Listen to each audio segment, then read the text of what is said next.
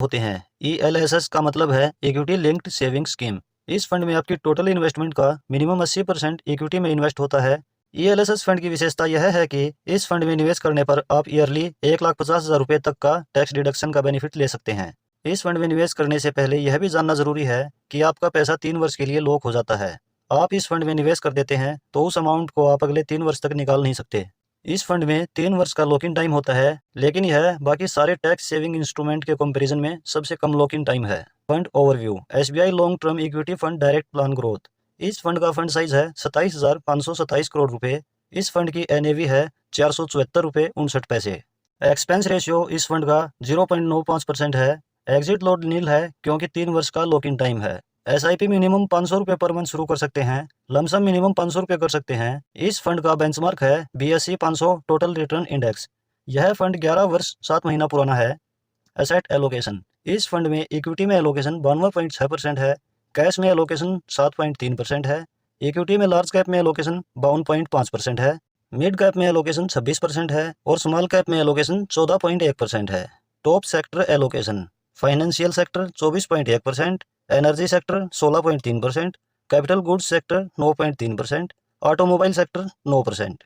अब इस फंड की कुछ टॉप होल्डिंग्स की बात करें तो GE T&D India limited 5.28%, HDFC bank limited 5%, Mahindra and Mahindra limited 3.80%, ICICI bank limited 3.46%।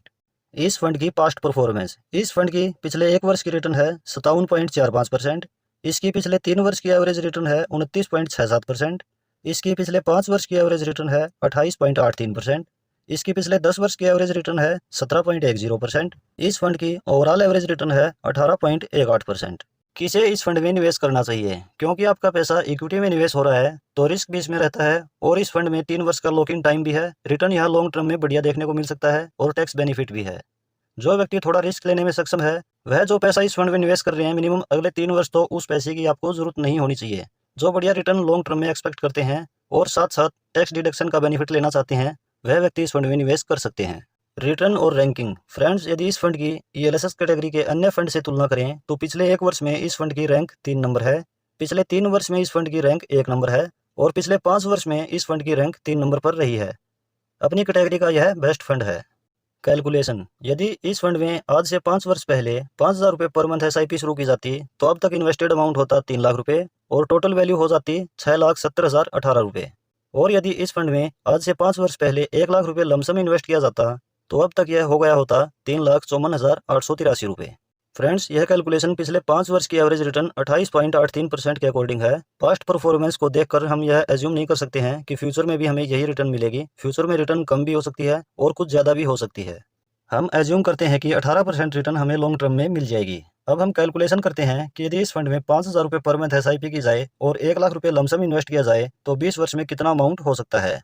SIP 5,000 रुपये पर मंथ, रिटर्न 18%, टाइम 20 साल। 20 साल में इन्वेस्टेड अमाउंट हो जाता है 12 लाख रुपए और टोटल वैल्यू हो सकती है 1,17,17,436 रुपए। लमसम 1 लाख रुपए, रिटर्न 18%, टाइम 20 साल। 20 साल में टोटल वैल्यू हो सकती है 27,39,303 रुपए। और यदि इस अमाउंट को 28 वर्ष तक इन्वेस्ट रहने दें तो टोटल वैल्यू हो सकती है 1,02,96,656 रुपए। तो दोस्तों, यह थी पूरी जानकारी ELSS फंड के बारे में।